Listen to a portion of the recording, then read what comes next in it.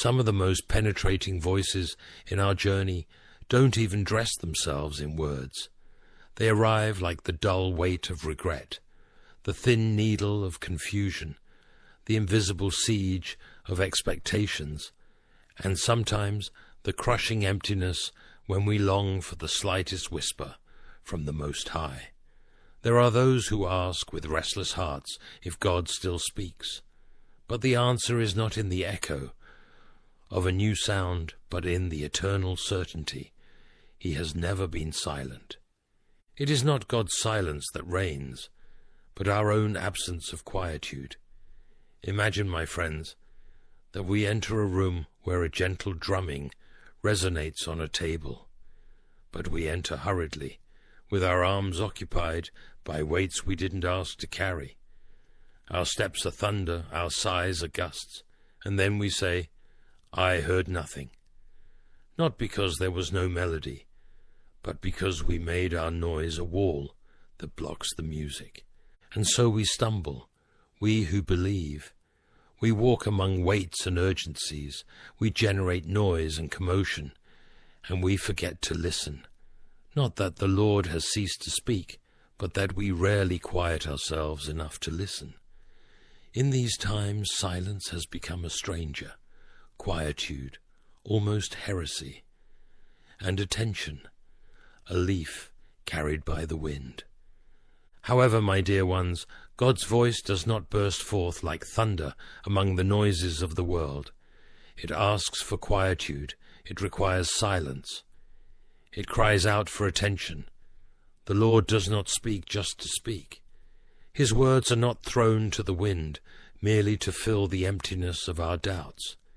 He speaks with eternal purpose, not merely to answer, but to direct the course of our existence. As for the Lord, his eyes range throughout the earth, says Scripture, in 2 Chronicles 16:9, to strengthen those whose hearts are fully committed to him. This verse reveals something astoundingly simple. God seeks hearts, not just ears. He manifests where he is welcomed. His words rest where there is surrender. He does not demand impeccability, he desires surrender.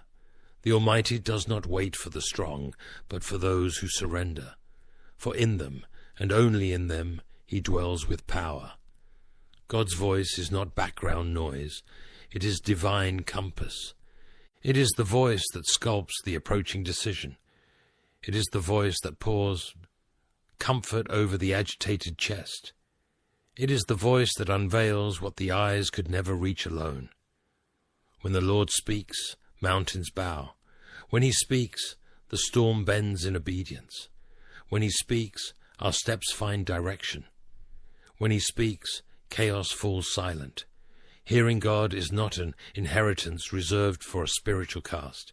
It is a gift offered to every surrendered heart. This voice, sweet, firm, unmistakable, is the inheritance of those who believe, not of unreachable saints, but of all who place their faith in the Son. God speaks in ways that never contradict his word. He speaks in ways that plant peace where there was once anxiety. He speaks in ways that draw you closer, not farther away. He speaks in ways that do not crush you, but strengthen you. But, and here is the point, one must learn to listen. One must stop the step. One must silence the inner clamor and make space for him to instruct. Sometimes God speaks through a verse that clings to your mind like the tide that insists on returning. Other times he uses someone's voice, simple and human, to touch wounds that only he knows. There are moments when deep, relentless knowledge arises, refusing to disappear, or a conviction that burns and resists forgetting. His voice may not resonate like thunder, nor appear wrapped in flames, but when he speaks, your spirit recognizes it is him. Often we beg God to speak louder, and yet he is saying, "Come closer." We cry out with strident voices, wanting an answer, but he responds with a whisper, not because he is distant, but because he is absurdly close. His whisper is like that of a loving father beside the bed of a restless child. It demands silence. It demands presence. It demands trust. It demands surrender. God's voice doesn't always say what you want, but it always brings what you need most. When your soul longs to escape, his voice, with tenderness and firmness, responds, "Remain." When your instinct is to hide in the shadows, his voice calls you to the light. When the urge to give up invades you like a storm, his voice breathes new courage. When anger tempts you to seek revenge, his voice leads you to the path of forgiveness. His voice shapes, refines, aligns. It trains your character, straightens your road, purifies your thoughts, and reveals the very heart of God. But there must be a real giving up of the self. As long as your own personality is what you are bothering about, you are not going to him at all. The very first step is to try to forget about the self altogether. C.S. Lewis states clearly, "You don't need spotlights to hear this voice, nor titles, nor applause. There is no need for harps or heavenly songs. What is required is a heart prepared like fertile soil, ears attentive like sentinels in the night, a spirit hungry like a traveller in the desert, and above all, time to listen, and courage to obey." Today I invite you to walk a path, not of steps, but of truths, truths that awaken us to the reality of hearing the one who has never been silent. Truth number one, not only does it command, but it affirms. Not only does it send, but it anchors. When the Lord speaks, he doesn't just show direction. He recalls your identity. There are many who know God's name, but have forgotten their own. They live like shadows, responding to fear's call, echoing doubt, carrying shame, embracing pain. They traded truth for labels. They forgot they were called children. But when God speaks, when he speaks, the once forgotten truth rises within you like an awakened lion. You are not what they made you. You are not the echo of harsh words thrown to the wind. You are not defined by the stumble you survived, nor are you imprisoned by the dark season you faced. When the Lord's voice is heard with clarity, like a trumpet in the desert, your identity stands firm as rock. God's voice doesn't sow confusion, it silences it. It doesn't add weight to anxiety, it dispels it like mist before the sun. It doesn't echo the enemy's deceptions. It proclaims with authority the Creator's truth. And what voice would have more right to define who you are than that of the author of your existence? He knows the hidden value in your clay. He sees the gold beneath the dust. He knows your limits and still calls you. He speaks to the core of your being, where no other voice has ever reached. And my dear ones, when God confirms who you are, something bursts within you like a liberated spring. You abandon the desperate search for applause from broken audiences. You cease begging for approval from voices that never saw your destiny. You stop hiding in corners where you were called to illuminate. Then you begin to walk with the posture of those who know who sent them. You begin to pray like one who has access to the throne. You begin to move with the boldness of those who have finally heard their true name. Not because you are flawless, but because his voice, with tenderness and authority, spoke truth to your heart. The truth about who you are doesn't spring from culture that changes like tides. It isn't born from comparison that corrodes. It doesn't rest on fleeting compliments. Truth comes solely from the voice of the one who formed you in the womb before there was time. Many wander through life, years on end, searching for themselves. But the true encounter begins when God's voice makes itself heard. This voice doesn't just bring information, it brings affirmation. It tells you you are chosen. It says you are empowered. It proclaims you are known. It whispers you are seen. But there are so many, oh so many, who walk the earth with the name that pain gave them, or with the name that fear engraved on their souls. However, God, the God who sees beyond the wound and fear, calls you by a new name, a name that carries purpose, a name that carries calling, a name that reflects what heaven says about you. When he speaks, your name is restored. Your value is clarified. Your doubts, once so noisy, begin to quiet. It's impossible to hear the Creator's voice and remain lost in your identity. Even if the path is still long, even if the scenery around you doesn't change instantly. Because his voice doesn't work only on the surface. It descends to the most intimate part of your being. And there, it performs the miracle of restoration. Let us then see what Isaiah 43:1 says. My friends, this verse, Isaiah 43:1, is not mere tapestry to adorn the wall of faith. It is not poetry to cradle the soul in vague comfort. It is a proclamation from heaven itself. In it God declares with majesty, you were created. You were molded by his hands. You were redeemed by his love.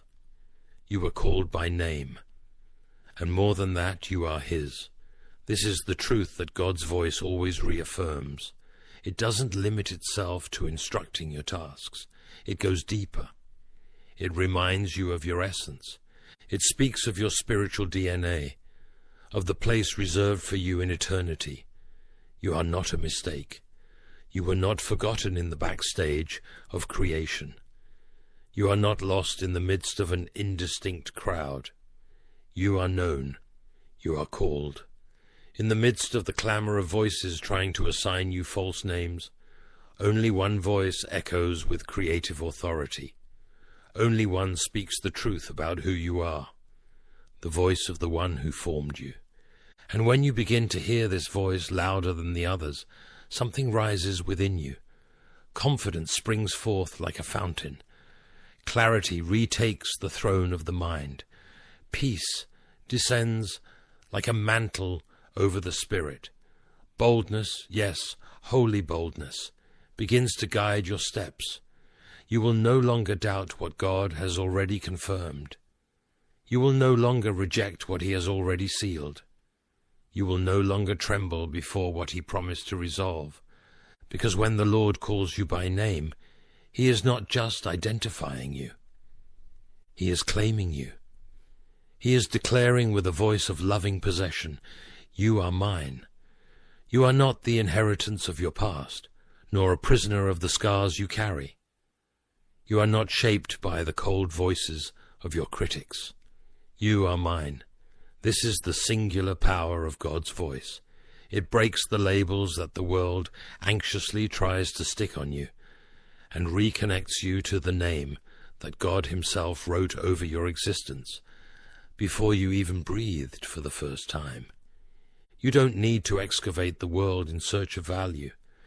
You need rather to hear his voice. You don't need to run like one chasing fugitive identity. You need only to remain close to the shepherd, the one who knows your name like no one else. He knows your tears before they fall, your battles before they arise, your future before you reach it. The new step, the step from being creatures to being sons, is voluntary. When it is offered to us, we can refuse it. C.S. Lewis. And when you begin to walk in the truth spoken by his voice about who you are, the ground beneath your feet changes. You stop fighting to be noticed. You stop begging for understanding. You stop fearing abandonment. You begin to live like one who has already been chosen, like one who is already deeply known, like one who hears the Father's voice, and knowing it, responds with confidence. There is no longer a need to prove yourself. There is only the call to obey what has already been said. So, my friends, let his voice resolve this within you. Let this voice silence all the lies, because no human word has authority to contest what the Father has already proclaimed about his children. Let his voice call you out of the cave where you hid and lead you into the purpose that was already waiting for you. This is what happens when God's voice confirms who you are. It doesn't just reveal, it invites. It doesn't just console, but also commands. And let it not be thought that this voice is always gentle, like the morning dew. Sometimes it strikes like a beam of intense light, illuminating corners we preferred to keep in shadow. Because before healing flows like balm, the wound needs to be exposed. Before growth takes shape, the roots need to be turned over. This is the sacred work of God's voice, not to break, but to restore, not to wound, but to make whole. Correction. Far from denying love, is love itself in its most active and careful form. After all, only those who truly care dare to touch what others prefer to ignore. And the Lord, who sees all, loves too much to remain silent before what needs to be transformed. He speaks to the areas we mask with tired smiles.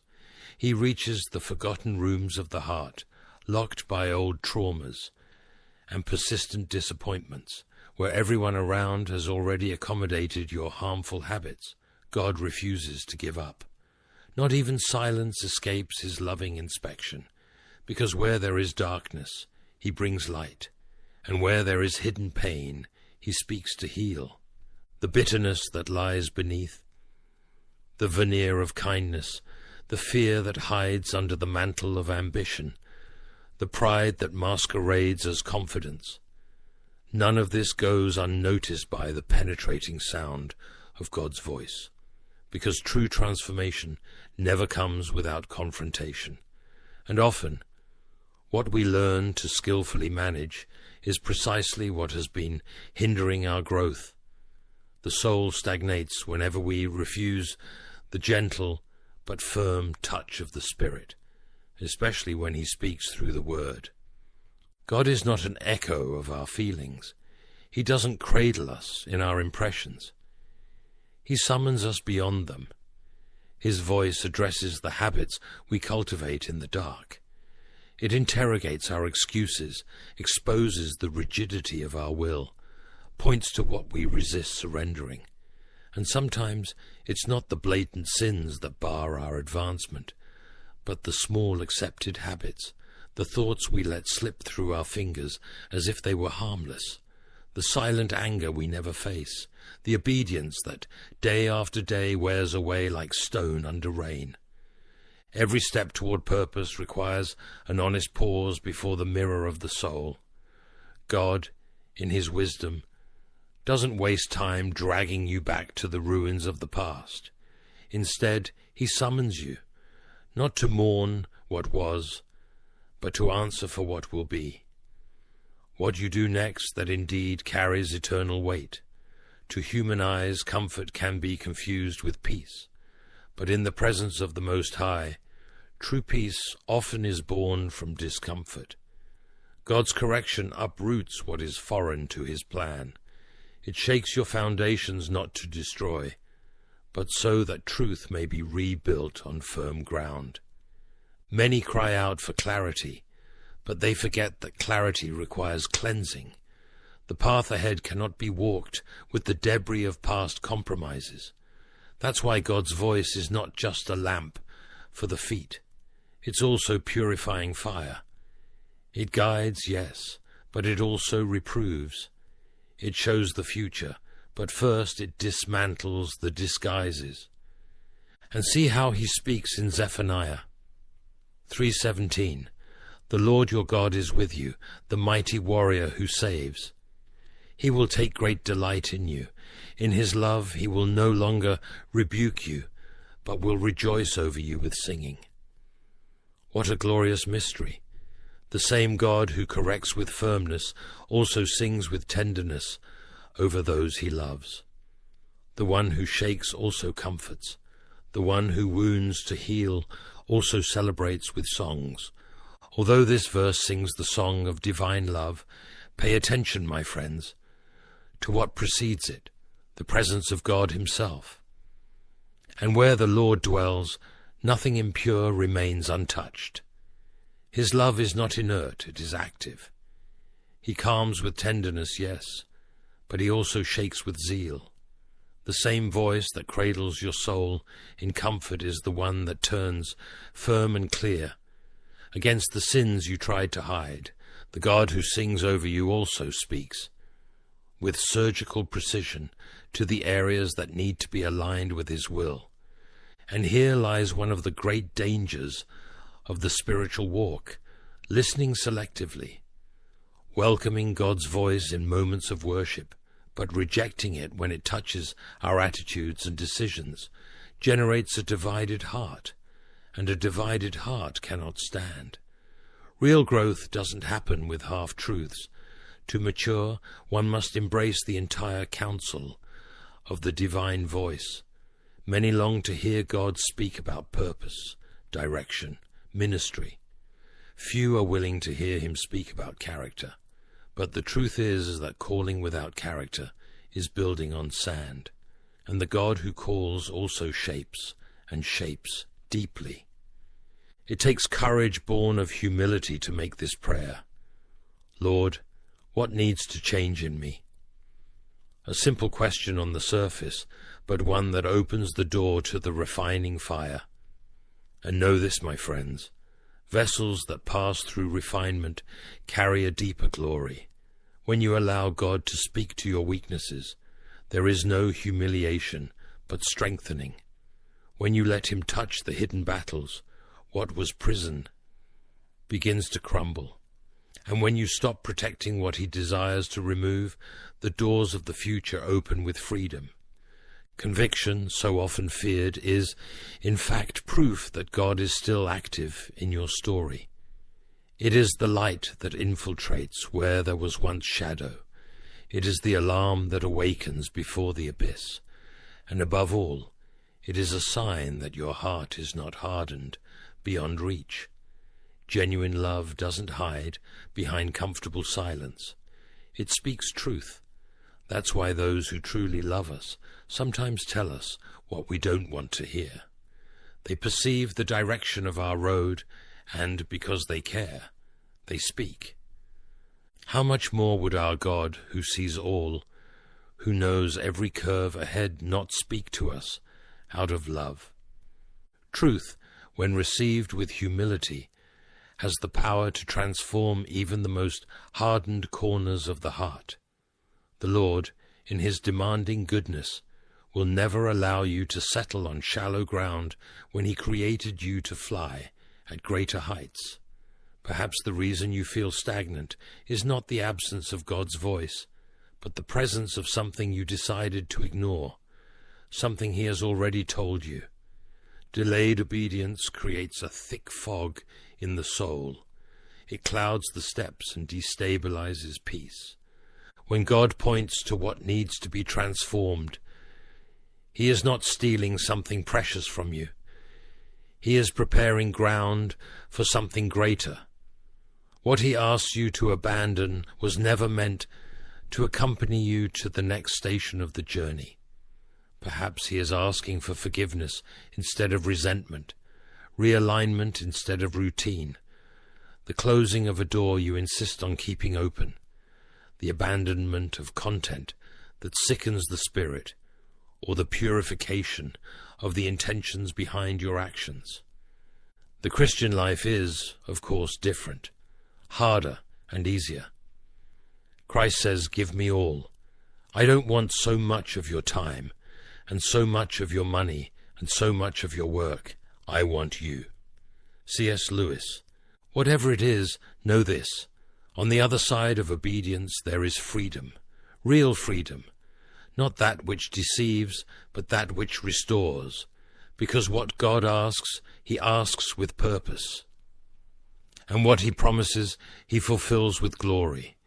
Spiritual maturity, my friends, is not measured by the vastness of knowledge, but by the promptness with which one responds to correction. The truly committed soul is not the one that knows much, but the one that bends quickly before God's voice. This disposition to adjust, to yield, to surrender, is what separates those who walk in depth from those who only touch the surface. If all you seek is light inspiration, prepare to be frustrated with the Lord's voice. But if what you desire is transformation, then you will find in it a force that empowers you.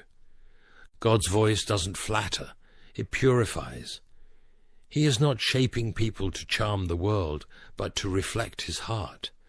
And this reflection begins not with perfection, but with surrender. You are not outside the plan for needing correction.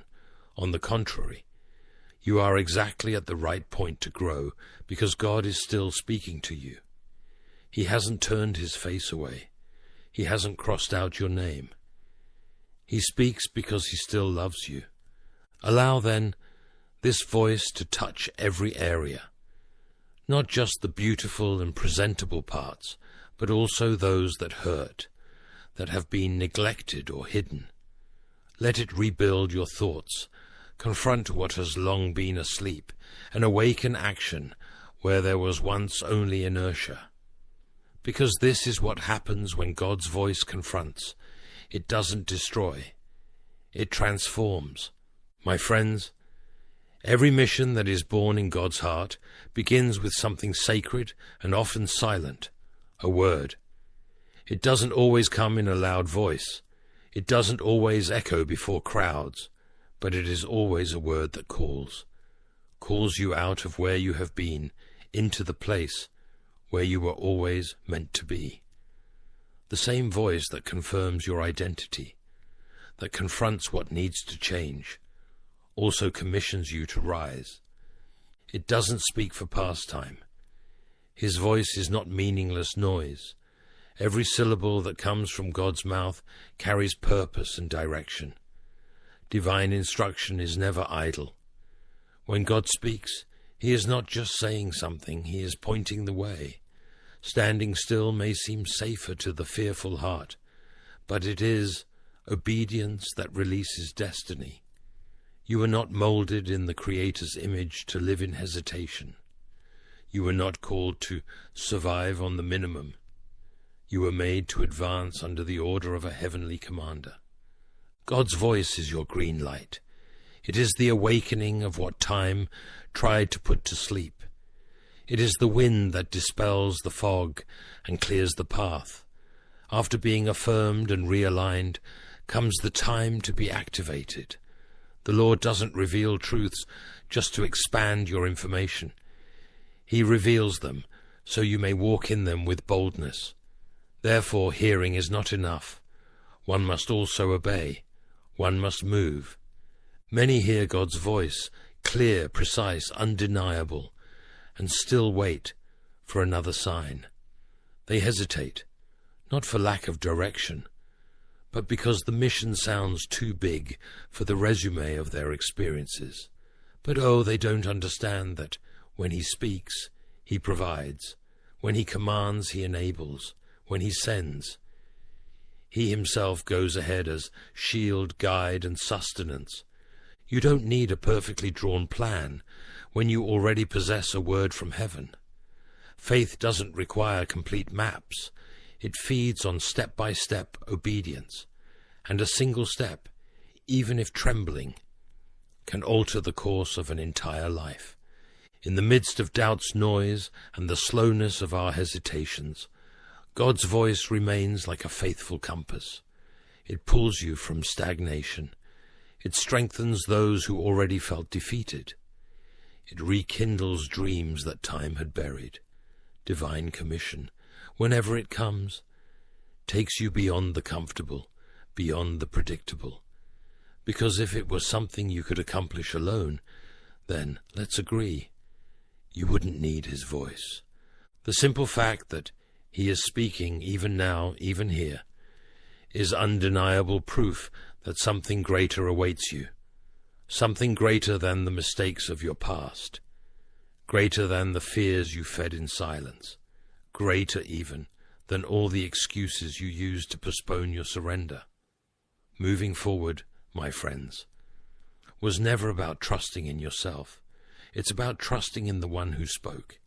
If he called you, he will also sustain you. He doesn't give the order and then withdraw. He remains, he guides, he provides. And now let us listen to Micah 6:8, as one who hears a summons. He has shown you, O mortal, what is good, and what does the Lord require of you? To act justly and to love mercy and to walk humbly with your God. It is not a pious suggestion. It is a call, a commission, for a life of purpose, not to simply exist, but to live with intention. This voice doesn't leave you adrift. It says how to walk, with justice in acts, with mercy in affections, with humility in steps. This is how we move when we hear the one who speaks with truth and grace. God doesn't call you to remain eternally seated upon revelation, like one who contemplates a flame without ever warming himself. He calls you to live it. What you receive in prayer must manifest in action. Your calling is not a mere noble feeling. It is real movement toward obedience. When you delay your response, you also delay the fruits it would bring. When you doubt what God has already made clear, you plunge not into security, but into confusion. But, when you move the instant he speaks, you enter the rhythm of grace, the beat of favor. Many cry out for open doors, but ignore the instructions already given. They want signs, but disregard the directions. They plead for confirmations, when heaven has already commissioned them. You don't need another prophecy to begin. You need faith, not faith that waits passively, but faith that rises and acts on what God has already spoken. Faith without movement is theory, but faith in action transforms into living testimony, because what is confirmed in heaven must be walked on earth. The life of Christ demands the mortification of the self. It is painful to human nature, but the path of obedience is the only one on which we can walk with him. C.S. Lewis. When you respond to God's commission, you are not just accepting a task. You are entering a sacred covenant. You walk, but not alone. His hand goes with you. His favor surrounds you like a shield. His Spirit enables you beyond your natural strength. Obeying may not be comfortable, but it is always a path of reward, because obedience positions you for encounters that not even the most meticulous planning could orchestrate. It leads you to provisions that your expectation would never dare predict. It takes you to the place where miracle touches movement, where heaven meets earth in the midst of your walk. Many delay progress waiting for a feeling of readiness, but being ready was never a feeling. It's a response. You become ready by obeying. God doesn't commission those who are already capable. He enables those who respond to the call. He doesn't choose those who have everything in place. He chooses those who are willing. You don't need to see the complete picture. You just need to say yes. You don't need men's approval. It's enough to be in agreement with the one who sent you. Because when God calls, it is the yes of your heart that opens the heavens over your path. God's voice carries absolute authority. When he says go, even the elements of creation bend in obedience. When he says speak, power pours out like an impetuous river. When he says build, resources move from invisible to visible. The enemy's greatest strategy is simple but effective. Keep you paralyzed by fear. But God's voice, oh, this voice, breaks the cycle of stagnation with a single command. His word doesn't come empty. It comes loaded with divine power. And when you receive it, it wasn't made to rest, but to move, because there is someone waiting on the other side of your obedience. There is a breakthrough reserved on the path you have been avoiding. There is favor stored, ready to manifest the instant you take the first step. So stop asking yourself if you are good enough. That was never the right question. Start remembering who it was that sent you. Because God, the God who forms universes with speech, doesn't waste words. If he spoke, it matters. And if it matters to him, it should move you. Lift your head, shake off the dust of hesitation, and advance with firmness in the word that has already been delivered to you. This is not the time to retreat. It's not time to shrink. This is the time to rise. You have been affirmed in identity. You have been corrected with love. And now you have been commissioned with authority. Say yes. Take the step. Walk with boldness in the direction of what God, from the beginning, has already prepared for you. Because when God speaks, he doesn't just inform. He transforms, he calls, he sends, and he sends with power, with purpose, with presence. Let his voice be the fire that ignites your purpose, the truth that anchors your identity, and the command that propels your feet toward what is already prepared in the Father's heart. Because what he has spoken, he will fulfill. Now, brothers and sisters, let us unite in prayer to our gracious and loving God. He is here, hearing every word and knowing every need. Close your eyes, open your heart, and pray with me in faith. Let us pray.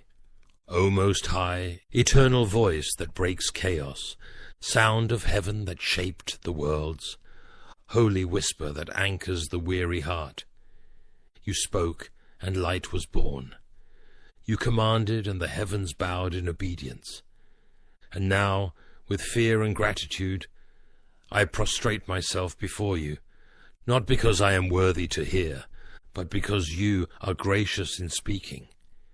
You call me by name, not with condemnation, but with compassion, not to expose, but to restore, not to crush me, but to lift me up in your truth. Forgive me, Lord, for the times I closed my ears, when I preferred the noise of my desires to the soothing sound of your wisdom. Purify me from all subtle resistance, from all distraction that dulls my soul. O God, break the idols that silence your voice. Pride masqueraded as independence, haste that suffocates meditation, fear that refuses obedience.